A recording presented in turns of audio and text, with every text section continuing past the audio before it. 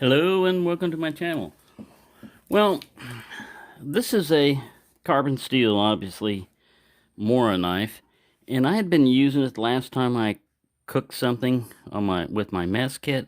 I stuck it through the handle like this, and I put everything in the in the sink, and forgot that this was carbon, and it rusted up pretty badly. So this was public safety, public service announcement. We always warn you never cut towards yourself, and there's a reason for that. I was sitting here holding this like this, and there was a little slab of metal right there, and of course, plastic, and I was cutting like this, and it went zhink, and bam, hit my thumb. So, fortunately, I had some super glue available right away, but I bled like a stuck pig. And every time I cut myself lately, it's because I'm cutting towards myself. And I should know better. I tell people, hey, that's not safe. And then when something goes on, I'm sitting here, you got the knife in a natural position where you're holding it. This looks worse than it does because there's super glue on it. And your thumb's up there and you're holding it. And when that thing breaks, because you're trying to put some resistance, you're going against some resistance. When it breaks, bam, you're not going to be able to move your thumb out of the way fast enough. So, mainly I just wanted to show you how this patina, I still need to knock some more rust off of it, but it basically patinaed in the sink. So, just be careful. Always have super glue ready with you. I've got super glue gel, which works a little bit better than just regular super glue. And let me show you something. This is from the American Red Cross Standard First Aid. And it basically says, when do you need stitches? It can be difficult to judge when a wound should receive stitches from a doctor. One rule of thumb is that the stitches are needed if the edges of the skin do not fall together when the wound is over an inch long. Stitches speed up the healing process, lessen the chance of infection, improve appearance of scars. They should be placed within the first few hours of the injury. Following major injuries often requires stitching. If you're caring for a wound and think it may need stitches, it probably does. Once applied, stitches are easily cared for by dabbing them with hydrogen peroxide once or twice daily. If the wound gets red or swollen or pus begins to form, notify your doctor. Stitches in the face are often removed. So, basically, what I was always taught on bleeding is the first thing you want to do is apply direct pressure to the wound. It's going to be kind of difficult because there's going to be blood everywhere. I basically got a paper towel, wrapped my hand in it, and then got out my super glue and glob some in there.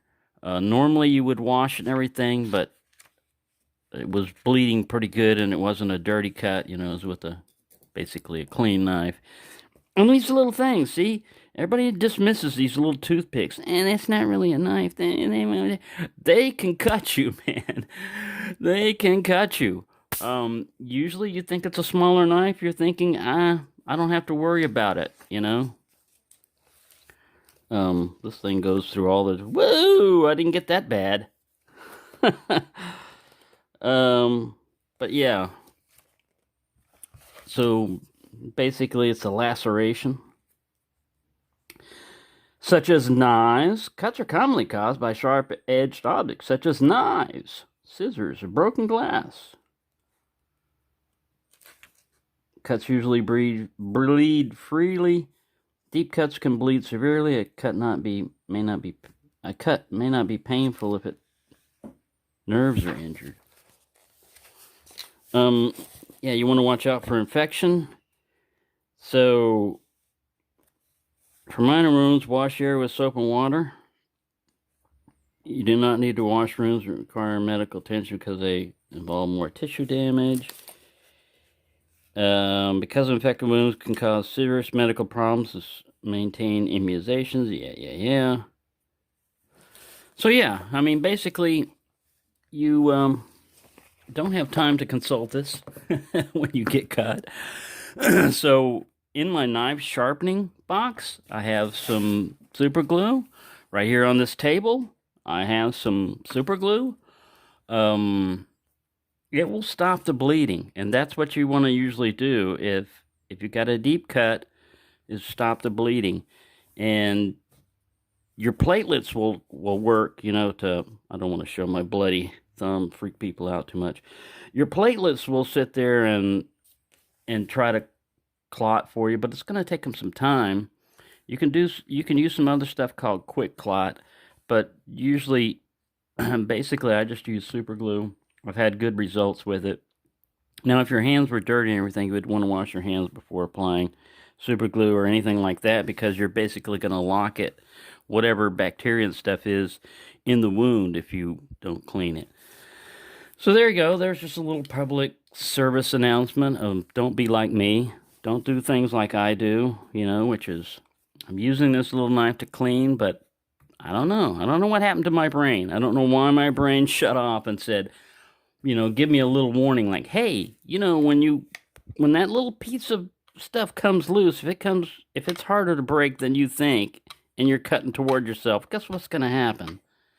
That alarm never went off in my head. So basically, don't be like me. Thank you for watching and have a nice day.